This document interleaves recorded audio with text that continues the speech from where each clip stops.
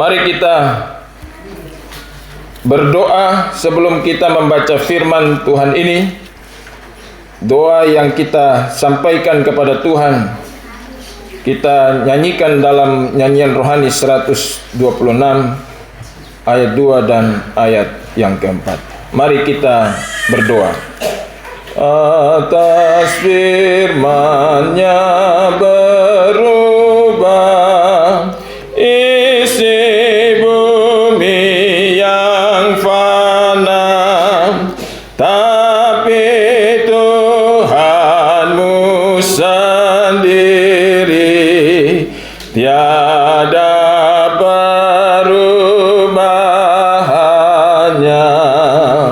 Hatiku teduhkan diri, kasih Tuhanmu teguh, sabdanya anugerahku cukup juga bagimu.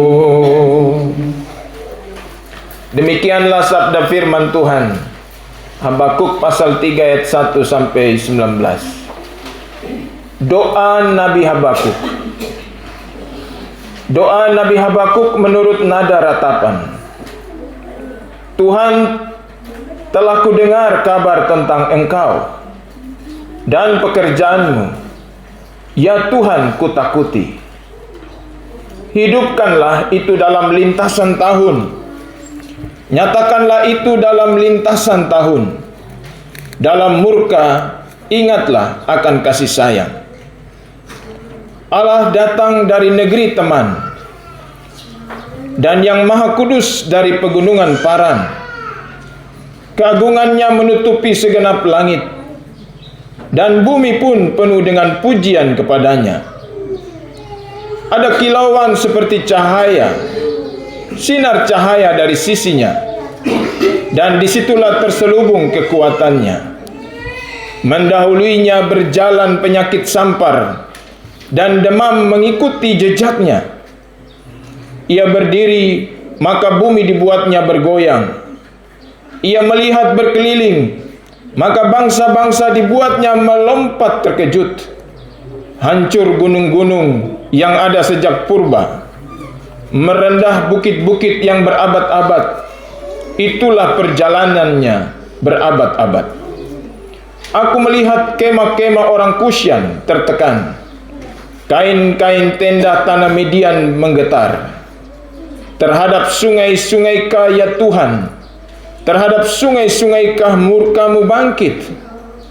Atau terhadap lautkah amarahmu, sehingga engkau mengendarai kuda dan kereta kemenanganmu? Busurmu telah kau buka, telah kau isi dengan anak panah. Engkau membelah bumi menjadi sungai-sungai. Melihat engkau gunung-gunung gemetar, air bah menderu lalu. Samudra raya memperdengarkan suaranya dan mengangkat tangannya. Matahari, bulan berhenti di tempat kediamannya, karena cahaya anak-anak panahmu yang melayang laju, karena kilauan tombakmu yang berkilat. Dalam kegeraman engkau melangkah melintas bumi. Dalam murka engkau menggasak bangsa-bangsa. Engkau berjalan maju untuk menyelamatkan umatmu, untuk menyelamatkan orang yang kau urapi. Engkau meremukkan bagian atas rumah orang-orang fasik, dan kau buka dasarnya sampai batu penghabisan. Engkau menusuk dengan anak panahnya sendiri, kepala laskarnya yang mengamuk untuk menyerahkan aku dengan sorak-sorai, seolah-olah mereka menelan orang tertindas secara tersembunyi. Dengan kudamu engkau menginjak laut, timbunan air yang membuih. Ketika aku mendengarnya, gementarlah hatiku mendengar bunyinya, menggigillah bibirku. Tulang-tulangku seakan-akan kemasukan sengal, dan aku gemetar di tempat aku berdiri. Namun dengan tenang akan kunantikan hari kesusahan yang akan mendatangi bangsa yang bergerombolan menyerang kami. Sekalipun pohon ara tidak berbunga, pohon anggur tidak berbuah, hasil poin zaitun mengecewakan. Sekalipun ladang-ladang tidak menghasilkan bahan makanan, kambing domba terhalau dari kurungan, dan tidak ada lembu sapi dalam kandang, namun aku akan bersorak-sorak di dalam Tuhan, beria-ria di dalam Allah yang menyelamatkan aku. Allah Tuhanku itu kekuatanku. Ia membuat kakiku seperti kaki rusa. Ia membiarkan aku berjejak di bukit-bukitku. Demikianlah jauh pembacaan firman Tuhan. Haleluya. Haleluya. Haleluya. Haleluya.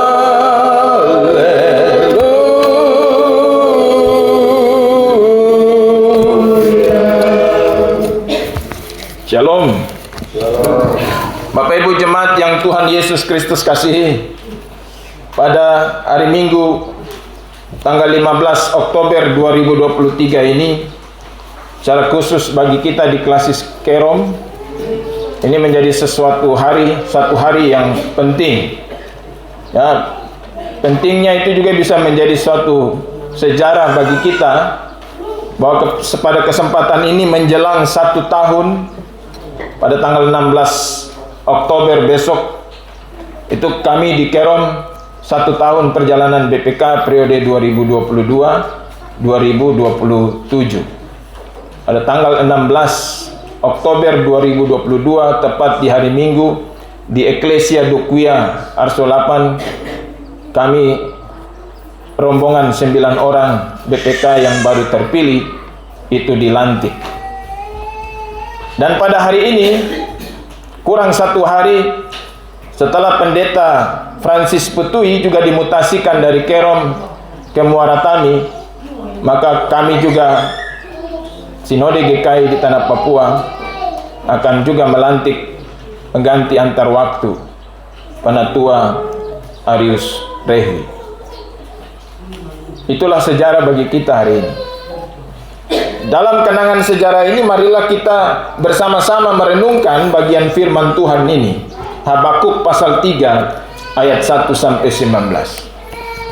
Tuhan mengubah kesulitan manusia, itu temanya. Bapak Ibu jemaat yang Tuhan kasihi, apakah memang benar Tuhan itu bisa mengubah kesulitan hidup manusia? Apakah ada buktinya Tuhan mengubah kita dari yang sulit menjadi tidak sulit? Apakah kita bisa buktikan itu? Kalau memang Tuhan bisa mengubah kesulitan manusia, lalu siapa Tuhan? Kalau begitu, siapa Tuhan? Seberapa besar kuasanya? Seberapa besar kekuatan yang ada pada dirinya sehingga ia mampu mengubah kesulitan dalam hidup manusia? Ataupun pada kita yang hadir saat ini. Apakah juga benar bahwa memang Tuhan itu bisa memulihkan kita, memperbaiki kita, mengeluarkan kita dari kesulitan, mengubah hal-hal yang sulit menjadi lebih mudah? Kita selalu dalam hal mengubah kesulitan menjadi kemudahan, Bapak Ibu. Kita selalu mau bilang bahwa kita tunggu buktinya. Mana buktinya kalau memang Tuhan bisa mengubah hal-hal yang sulit itu menjadi lebih mudah? Hal-hal yang sulit menjadi lebih mudah. Ini sesuatu yang perlu oleh kita sekalian umat Tuhan melihatnya secara bersama. Pertanyaan bagi kita, apakah memang benar bahwa Allah atau Tuhan mampu mengubah kesulitan hidup kita atau tidak? Itu pertanyaan yang pertama. Pertanyaan yang kedua, untuk kita merefleksikan firman ini juga, Bapak Ibu, pertanyaan untuk kita adalah, lalu mengapa saya menjadi orang yang sulit? Mengapa saya menjadi orang yang sulit? Apakah yang membuat manusia mengalami kesulitan itu? Manusia tidak pernah terlepas dari hal-hal yang baik, tapi juga hal-hal yang buruk. Tapi mengapa hal-hal yang buruk yang kemudian menyebabkan kita hidup dalam kesulitan itu ada senantiasa dengan kita? Pertanyaannya kembali kepada diri kita. Mengapa? Mengapa? Mengapa? Makan susah, minum susah, pakaian susah, kerja susah, uang susah, mau sekolah susah, mencapai masa depan susah. Mengapa dan mengapa? Dalam bacaan Habakuk ini, kesulitan manusia disebabkan oleh manusia sendiri. Apa yang dihadapi manusia, tantangan yang dihadapi oleh manusia disebabkan oleh dirinya sendiri, bukan disebabkan oleh siapa? Setujukah? Apakah kesulitan kita disebabkan oleh Tuhan atau disebabkan oleh kita? Oleh kita? Kalau oleh kita, maka salah satu faktor terbesar yang membuat kita hidup dalam kesulitan itu hanya 4 huruf. D-O-S-A. Dosa. Itu yang membuat kita sulit. Kita kemana-mana, kita mengalami kesulitan. Yang menyebabkan kita sulit apa? 4 huruf. D-O-S-A. Dosa. Dosa itu membawa kita masuk dalam kejahatan. Dosa itu membawa kita masuk dalam kemurtatan. Dosa itu membawa kita masuk dalam penindasan. Dosa itu membuat kita saling menyuap. Dosa itu membuat segala sesuatu dalam hidup ini menjadi sulit. Amin ya? Setuju dulu. Nah, ini yang dihadapi oleh orang-orang percaya di Yehuda. Bangsa Yehuda mengalami juga kesulitan yang sama. Kenapa kesulitan terjadi bagi Yehuda? Mengapa Allah kemudian menghukum mereka dengan mengirim tentara Babel ke sana? Masalahnya satu saja, dosa. Allah menghukum Yehuda karena dosa mereka. Allah membuat kesulitan terjadi dalam Yehuda karena dosa yang mereka lakukan, karena kesalahan mereka sendiri. Kesalahan apa itu Bapak Ibu? Tadi sudah saya sampaikan. Ada yang murtad, ada yang tidak sungguh-sungguh percaya kepada Allah Israel, ada yang saling menyuap, ada kejahatan, ada penindasan. Ya. Kalau kita hari ini banyak sekali rupa-rupa kejahatan. Ingat bahwa rupa-rupa kejahatan itu membuat kita jatuh dalam dosa dan membuat kita sulit dalam hidup. Itu pun sama dihadapi oleh bangsa Yehuda. Bahwa kesulitan yang mereka hadapi, umat tidak bisa bergerak sendiri. Umat tidak bisa lepas dari kesulitan itu sendiri.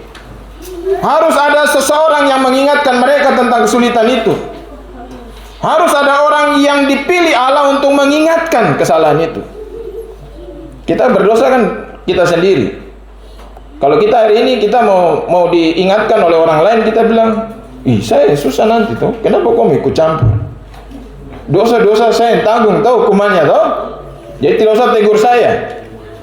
Tapi kita tidak bisa terlepas dari kesulitan kalau tidak ada yang memberi peringatan kepada kita, mengingatkan kita akan dosa dan kesalahan.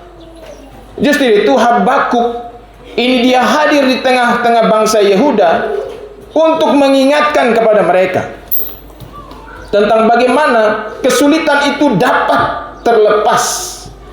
Bagaimana supaya kesulitan mereka diubah oleh Tuhan. Jadi Habakuk, seorang nabi, seorang pemimpin spiritual, dia mulai melakukan suatu gerakan perubahan, gerakan pembaruan untuk mengembalikan keadaan dosa orang-orang Yehuda masuk ke dalam pertobatan. Itu satu. Yang kedua, dia menjadi penyambung lidah umat, orang-orang yang ada dalam kesulitan, untuk berbicara kepada Allah yang hidup, supaya Allah yang hidup juga mempertimbangkan hukuman yang diberikan kepada bangsa Yehuda. Jadi ada dua tugas pemimpin. Dalam pembacaan ini Habakuk diberikan tugas pertama untuk sebagai perpanjangan lidah Tuhan, dia mengingatkan kepada orang Yehuda bertobat. Bacaan Mika minggu lalu itu Mika menjelaskan apa?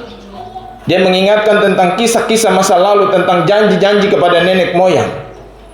Nenek moyang yang ada hidup dalam kebenaran, menerima Tuhan, melakukan hal yang benar di mata Tuhan, itu yang harus dipertahankan oleh generasinya.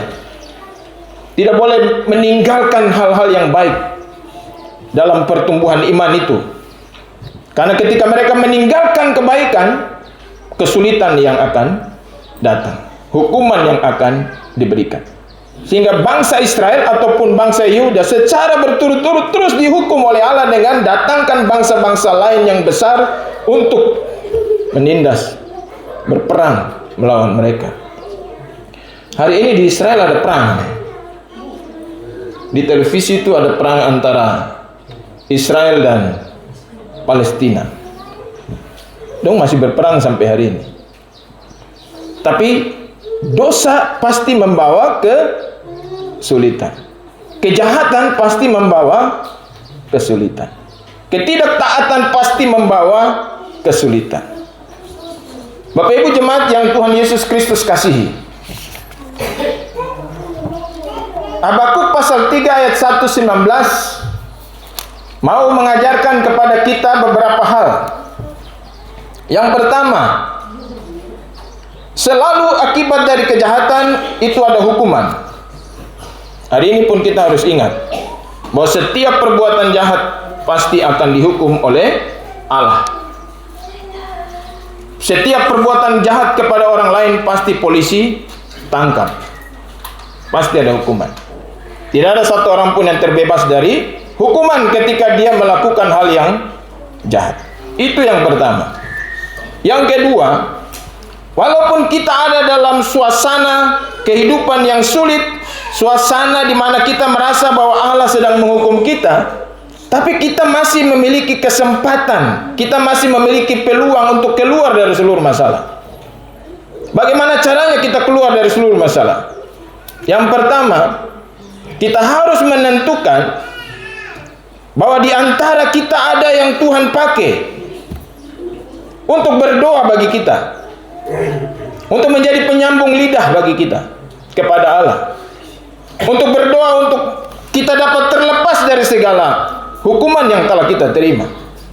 Sehingga dalam kitab ini, pasal 3 ini kita mendengarkan, kita membaca bahwa Nabi Habakuk berdoa. Dalam doanya itu dia meratap tentang bangsa Yehuda. Jadi Bapak Ibu, kita yang pendeta, kita yang penatua, kita yang semas, kalau ada kesulitan kita bukan doanya biasa-biasa.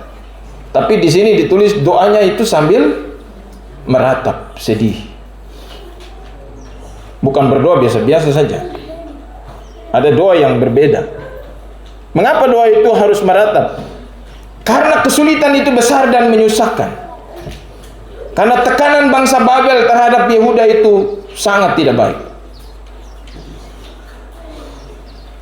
Hari ini saja Hamas sudah membom Israel dan 600-700 orang sudah meninggal. Israel lagi bom orang sudah 1000 sekian orang sudah meninggal. Semua bentuk penindasan pasti ada yang mati, pasti ada yang korban. Dan bagi Nabi, penindasan yang berdampak kepada hilangnya nyawa dan hal-hal lain itu harus kita sedih. Kita harus berdoa supaya pekerjaan Tuhan itu yang harus ditakuti. Pada ayat yang kedua, pekerjaan Tuhan harus ditakuti. Kuasa Tuhan yang kita dengarkan, kabar tentang Dia yang kita dengarkan, kebenaran tentang Allah yang kita dengarkan, itu menjadi hal utama yang dapat membebaskan kita dari kesulitan. Itulah sebabnya ia katakan, Tuhan telah ku dengar kabar tentang engkau dan pekerjaanmu. Ya Tuhan, ku takuti. Hidupkanlah itu dalam lintasan tahun. Nyatakanlah itu dalam lintasan tahun. Dalam murka, ingatlah akan kasih sayang. Marah-marah, tapi Tuhan kau sayang saya kah? Hukum saya, tapi Tuhan masa hukum saya terus kah? Kau ingat saya juga kah? Waktu mama dan bapak pukul anak-anak, anak-anak itu menangis sampai, aduh mama ampun, aduh mama bapak ampun. Ketika anak bilang ampun, kita teringat tentang masa kecil mereka lagi, tentang masa kita sayang mereka. Kita stop pukul dan kita mulai peluk. Dalam murkamu, ingatlah kasih sayang Tuhan. Itu hal yang kedua, Bapak Ibu. Hal yang ketiga, Nabi dipilih untuk memberitahukan sesuatu. Pada pasal 1 ayat 2 sampai 4, Nabi Habakuk, ia dipilih untuk memberitahukan keluh kesah umat kepada Tuhan. Ia menyampaikan sesuatu keluh kesah tentang ketidakadilan. Di manakah keadilan dari Allah? Mengapa Yehuda dihukum dan bangsa Babel bersuka-suka?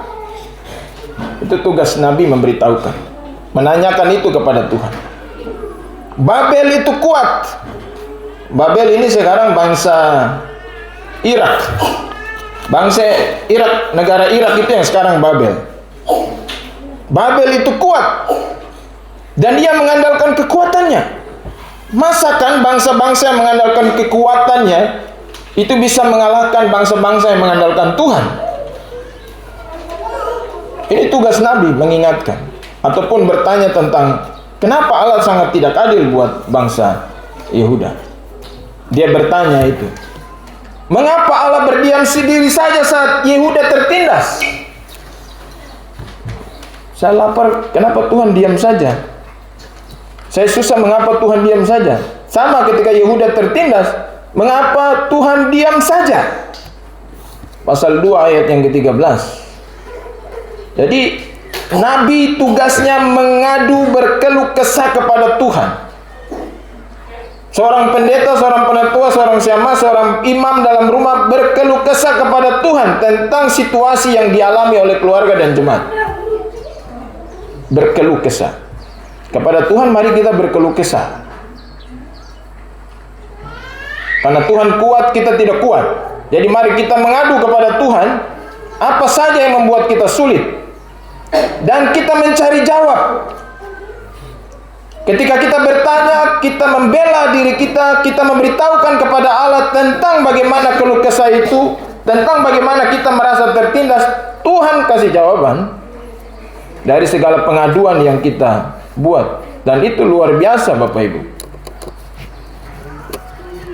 Dalam Habakuk pasal 2 ayat 2 sampai 4, Tuhan memberi jawaban secara luar biasa. Ia memberitahukan Habakuk bahwa untuk keluar dari kesulitan itu hanya 3 hal yang dilakukan. Coba baca pasal 2 ayat 2. Membaca firman. Mau keluar dari kesulitan, salah satunya adalah membaca firman. Sekarang firman ini jadi Alkitab. Baca Alkitab dan berdoalah. Yang kedua, pasal 2 ayat 3. Bersabar. Mau keluar dari kesulitan itu bersabar. Sabar untuk apa? Menantikan dengan sungguh-sungguh, itu sabar ya. Menanti dengan sungguh-sungguh. Kalau menanti tapi tidak dengan sungguh-sungguh, itu bukan sabar. Dalam kitab Mika di minggu lalu yang kita baca, nubuatan Mika tentang kedatangan juru selamat di kota Bethlehem itu terjadi 700 tahun kemudian. Berarti itu bersabar yang sungguh-sungguh. Nubuatnya hari ini tapi terjadi 700 tahun kemudian. Jadi bersabar ini sesuatu penantian yang panjang tanpa keluh kesah. Itu baru bisa keluar dari kesulitan.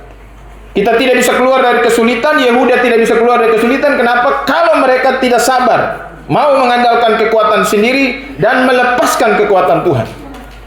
Yang ketiga, secara luar biasa supaya kita dapat keluar dari kesulitan itu ayat 2 pasal 2 ayat 4. Orang benar akan hidup oleh percayanya, iman. Membaca firman, bersabar dengan sungguh-sungguh dan beriman. Menjadi orang-orang percaya. menjadi umat pilihan yang juga sungguh-sungguh.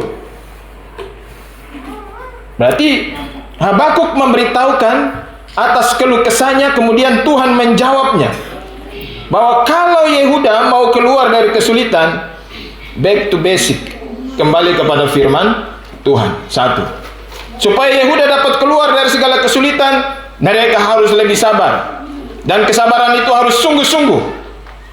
Supaya bisa lepas dari segala kesulitan, yang ketiga, mereka harus juga beriman, percaya yang benar. Orang benar akan hidup oleh percayanya. Orang benar akan hidup oleh percayanya. Walaupun orang benar mengalami kesulitan, dia akan hidup dengan percayanya. Dia tidak akan gundah, karena dia tahu Allah yang dia sembah itu. Bapak Ibu jemaat yang Tuhan Yesus kasihi, Nabi sebagai pendoa mengajak orang Yehuda supaya mereka melakukan sesuatu bersama-sama dengan dia. Penting sekali ada orang yang berdoa. Bisa jadi dalam sejarah kita hari ini, di mana kita melakukan pelantikan, selain Nabi Habakuk, kita semua yang hadir di sini ditunjuk sebagai pemimpin-pemimpin dalam gereja, dalam masyarakat. Kita juga ditunjuk oleh Tuhan untuk berdoa. Bacaan minggu lalu doa Mika. Bacaan minggu ini adalah doa Habakuk. Bacaan minggu depan dan hari lepas hari kita adalah doa pendeta Abah, doa pendeta Penatua Arius Revi, doa pendeta Frans Mambrasar, dan doa-doa kita. Kita dipilih untuk apa? Berdoa. Tugas utama yang kemudian dilakukan oleh Habakuk, dia berdoa. Tentu dia berdoa dengan iman yang sungguh-sungguh, supaya apa yang dia doakan itu dihalaukan, supaya celaka yang akan dialami oleh umat atau orang Yehuda itu juga dihalaukan. Dan di sini ada kualitas doanya, doa yang sungguh-sungguh, yang disebutkan dalam bacaan kita sebagai doa dengan kualitas ratapan tadi, meratap.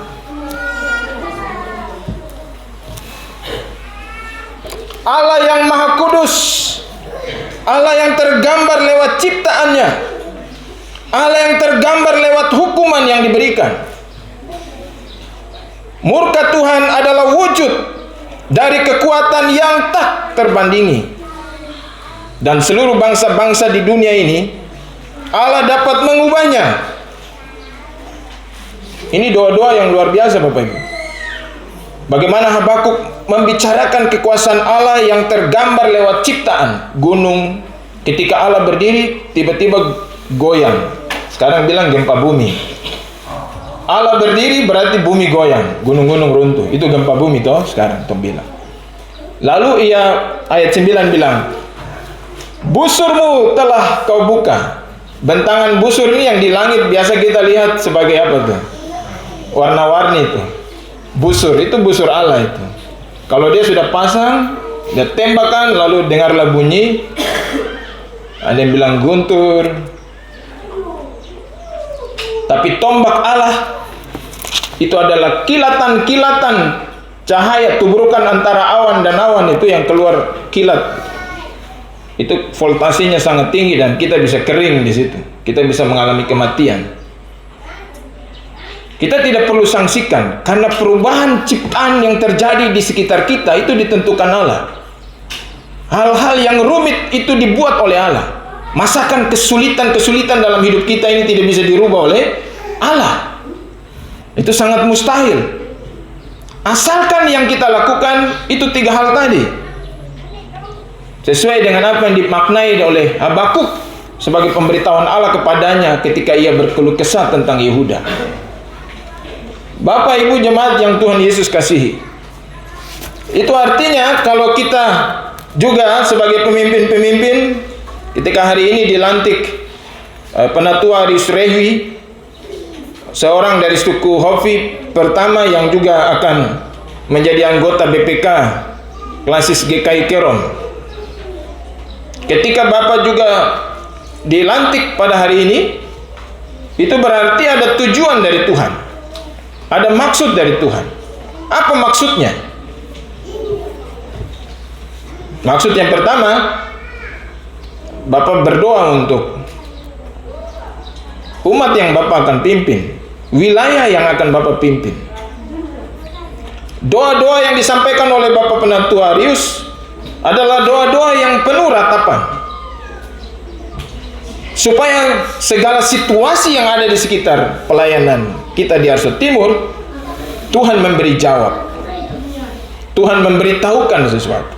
Situ hari ini seluruh majelis yang di Arso Timur diharapkan ada perwakilan untuk hadir bersama-sama, supaya bersama-sama mereka saling berdoa, supaya pergumulan kita, tantangan yang kita hadapi, kesulitan yang kita hadapi di wilayah timur ini, itu digumuli oleh pemimpin-pemimpin gereja di tempat ini. Setelah Pak Pendeta Frans Putui pindah, maka daerah ini kosong. Maka kita butuh pengganti dengan cepat, supaya doa-doa tidak terputus, himpunan persekutuan yang berdoa bersama-sama tidak terputus. Orang yang diurapi, orang yang dipilih sebagai umat, orang yang dipercaya sebagai pemimpin dibutuhkan untuk wilayah ini. Dan sehingga itu hari ini dilakukan. Cara Allah menolong umatnya itu bisa memakai kita, Bapak Ibu. Maka ketika Allah mau memakai kita, maka mari kita melakukannya dan kita menerimanya. Dengan sungguh-sungguh kita menerima panggilan ini. Kita selalu memiliki harapan dan iman dan kepastian bahwa saya dipilih untuk bekerja melayani Tuhan dan membebaskan orang-orang yang ada dalam kesulitan di wilayah kerja saya. Sebagai ketua klasis, saya harus memimpin supaya saya juga bekerja untuk mengeluarkan orang dari kesulitan spiritualitas. Bapak Ibu pendeta yang lain sama, penatua yang lain juga sama, syamas yang lain juga sama, kepala-kepala keluarga juga sama. Kita dipilih sebagai kepala keluarga beriman kepada Allah untuk membebaskan kesulitan dari dalam rumah tangga kita masing-masing. Kepala kampung sama, ketika dia dipilih, maka dia juga dipilih untuk membebaskan umat masyarakat dari kesulitan-kesulitan. Pemimpin-pemimpin adat juga sama, dipilih untuk membebaskan masyarakatnya dari kesulitan-kesulitan. Kepemimpinan dalam kitab Habakuk itu, Bapak Ibu, bahwa setiap orang yang dipilih ada tanggung jawab untuk membebaskan orang lain dari kesulitan. Tangan Tuhan tidak begitu, bukan kurang panjang untuk menolong kita langsung. Tapi cara Tuhan adalah memakai pemimpin-pemimpin yang dipilih untuk melakukan perubahan. Ayat 17 dan 18, mari kita baca bersama-sama. Ini nats yang luar biasa, yang sekiranya menjadi sebuah iman dan kesabaran, tapi sukacita kita, sebab sebelum keselamatan itu terjadi, kita sudah diselamatkan lebih dahulu, karena kita percaya. Sekalipun pohon ara tidak berbunga, pohon anggur tidak berbuah, hasil pohon zaitun mengecewakan, sekalipun ladang-ladang tidak menghasilkan bahan makanan, kambing domba terhalau dari kurungan, dan tidak ada lagi lembu sapi dalam kandang. Namun aku akan bersorak-sorak di dalam Tuhan, beria-ria di dalam Allah yang menyelamatkan aku. Allah Tuhanku itu kekuatanku. Ia membuat kakiku seperti kaki rusa. Ia membiarkan aku berjejak di bukitku. Luar biasa ya. Walaupun belum semua orang di sini yang mengalami terbebas dari kesulitan dan tantangan hidup, tapi ini juga janji firman yang luar biasa untuk kita. Walaupun banjir sering datang, misalnya setiap tahun ada banjir di Sangke karena kali di pinggir sebelah. Tapi banjir itu kasih naikkan juga toh ke darat. Jadi walaupun ada kesulitan, tetap ada berkat Tuhan. Walaupun ada kesulitan yang lain untuk kerja, untuk sekolah dan sebagainya, jangan tidak percaya, tetap percaya. Apa bukti dari percaya itu? Hari ini salah satu anak dari kampung ini, dari suku Hofi, bisa dipilih menjadi badan pekerja klasis. Itu juga berkat. Itu yang luar biasa. Kalau mau kampung ini diberkati, kampung ini sudah mulai bekerja. Ondo Afi sudah mulai bekerja. Kepala kampung sudah mulai bekerja. Majelis sudah mulai bekerja. Sebelum Bapak Rius dilantik hari ini, anak-anak sudah mulai diutus untuk sekolah pada sekolah teologi. Mereka sudah mulai bekerja. Mereka tidak tunggu ada uang dulu baru kasih sekolah anak-anak. Tidak ada uang juga kasih sekolah. Berusaha sedapat-dapatnya. Kalau ada satu yang gagal dan tidak berhasil, mereka tidak menyerah. Mereka kirim lagi, kirim lagi, kirim lagi. Itu artinya mereka memiliki iman dan kesabaran. Mereka tenang untuk berpikir. Walaupun kesulitan itu bisa menghambat iman mereka pula, tetapi mereka tetap diyakini dengan pelayanan-pelayanan lewat majelis jemaat, lewat para pendeta yang terus silih berganti masuk ke tempat ini, bahwa kekuatan, kesabaran, ketenangan itu suatu hari tidak mengecewakan. Perubahan hanya dapat disebut perubahan bila perubahan itu sudah ada kita lihat di mata kita. Selama belum kita lihat, lakukan terus usaha untuk berubah. Lakukan terus usaha untuk berubah. Menjelang HUT GKI yang ke-67, kita juga diminta untuk mari melakukan perubahan sama-sama. Dan hari ini perubahan itu melibatkan orang asli. Dan hari ini kita melibatkan orang suku Hofi. Hari ini perubahan itu bukan orang lain saja yang kerjakan, tapi orang-orang pribumi dari Kerom juga bisa mengerjakan. Supaya kekuatan Injil itu lebih nyata lagi, bahwa inilah buah dari pekerjaan itu. Semua benih yang ditabur tidak mungkin tidak bertumbuh, pasti bertumbuh. Kapan buahnya? Hari ini kita ada petik satu buahnya. Beberapa waktu lalu kita petik juga buah dari Francis Putui dengan menjadi pendeta. Hari ini kita petik lagi buah seorang awam yang jadi penatua, lalu menjadi badan pekerja. Ke depan kita tidak tahu Sangke akan petik apa lagi. Tapi kita tidak bisa petik kalau kita tidak menang. Jangan orang lain tanam, kita yang panen. Itu berarti itu yang curi. Kita yang harus tanam sendiri. Jadi Bapak punya tugas tanam, Bapak Ondo petugas menanam, kepala kampung punya tugas menanam, gereja punya tugas menanam. Semua yang kita tanam kita doakan. Suatu hari yang kita doakan itu akan membantu kita menghilangkan segala kesulitan-kesulitan yang terjadi di sekitar kita. Tuhan kiranya memberkati. Amin.